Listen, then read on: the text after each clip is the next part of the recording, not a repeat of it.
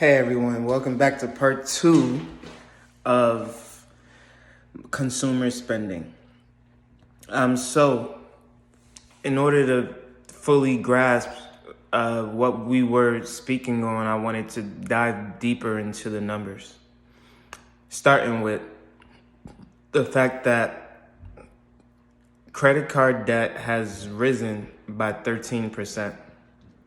Because credit card debt has risen by 13%, there's a lot of factors contributing to that. As I alluded to in the previous video in part 1, we have people who are just simply buying the same things they've always bought, but now at the inflated cost.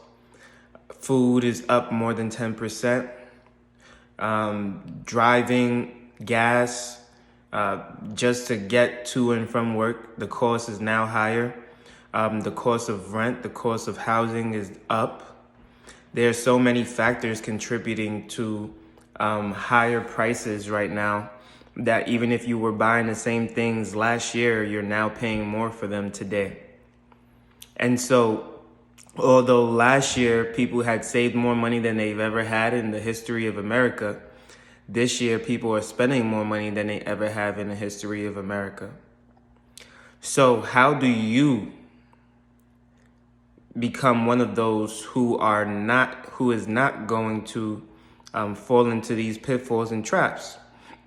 Well, me personally, I always had a budget for food. It used to be $250 when I first moved to Columbus, Ohio. And then it fell to around $200 because I started to cut out certain things. And in doing so, it would fluctuate from $180 to $200 every single month. Now it's even lower. It's at $150 to $180 per month. So already off the bat, I'm saving $70 more than I did 2 years ago, rather than spending more money to buy the same products. I am not shortchanging myself in any way. Hopefully I don't offend any vegans, but I consume red meat, I consume fish, I consume tons of pasta, tons of rice. I consume a lot of dairy products, cheese, macaroni and cheese is my favorite. And I have zero issues with spending under $200 a month. Now, if you're already saying to yourself that, hey, it's not just me, I have a family to take care of, I have a husband, I have a wife, I have whatever the case may be, and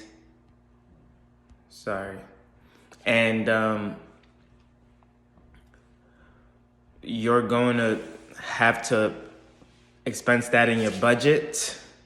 You have to get rid of wants and you have to start focusing on the needs, which is, I want milk. I don't need milk, because milk is something that doesn't really digest well in the body.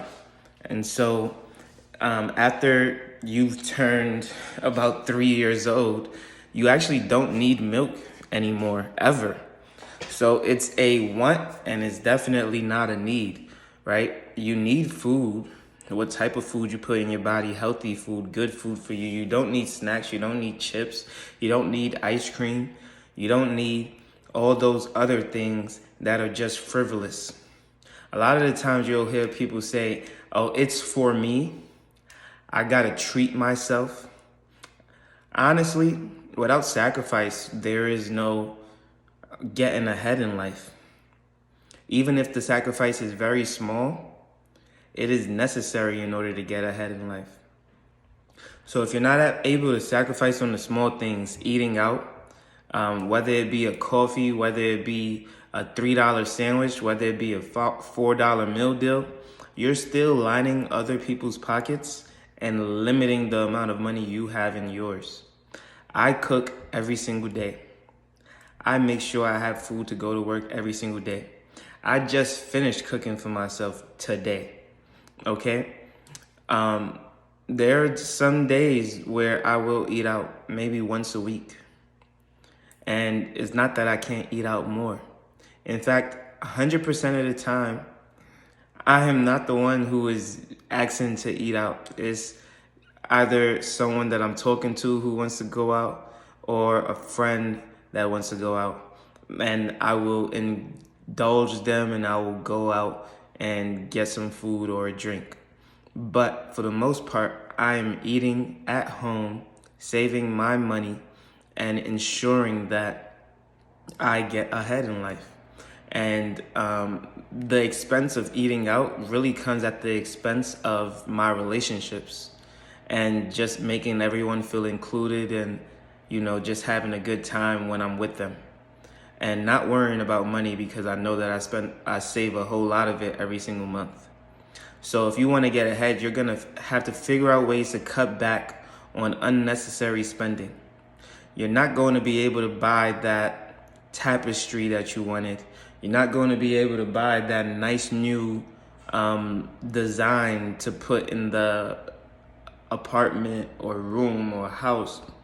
You're not going to be able to buy that new car this year on a loan rather than a paid off car. You're not going to be able to just sit there and say everything will be the way it was last year. No, you're going to have to cut back. You're going to have to you're going to have to feel it a little bit. You're going to have to feel the weight of the economy. Even if you're not going through something yourself, you want to protect yourself and ensure that you have so much saved away that if anything were to happen, you'd be just fine. Right? I am not feeling the effects of a weakening economy.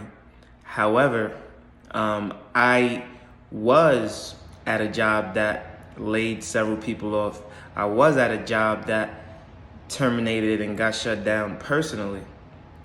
But luckily, thanks to the position that I'm in, I'm able to bounce back. I'm able to get back on my feet. I'm able to do things. I'm able to even make more money than when I did at those previous jobs. But even if I wasn't able to make more, I knew that I'd be okay because I've saved so much. I've invested so much in myself that even without a job for 5, 6, 7 months, even a year, I'd be just fine. And so we want to save for a rainy day. We want to save for unexpected circumstances. We want to save and ensure that we are not falling victim to the same things. I want to understand that I am not spending more than what my budget allows. I am not going to have more debt on my credit card than what I have in my checking account in order to pay off, on top of rent, mortgage, or whatever else other bills that I may have that month, week, or year, right? We got to stay ahead in order to get ahead. We need to continue saving the same way we were saving in 2020 and 2021. We need to continue to push forward, understanding that our financial freedom is in our hands, and we cannot go on these dates. We cannot do whatever it is that we want to do in order to maintain that focus and truly get ahead in life. If you like this video, make sure you leave one for me, and then comment and subscribe. I post every single day at 8 a.m. daily, and I can't wait to see you in the next one. Peace.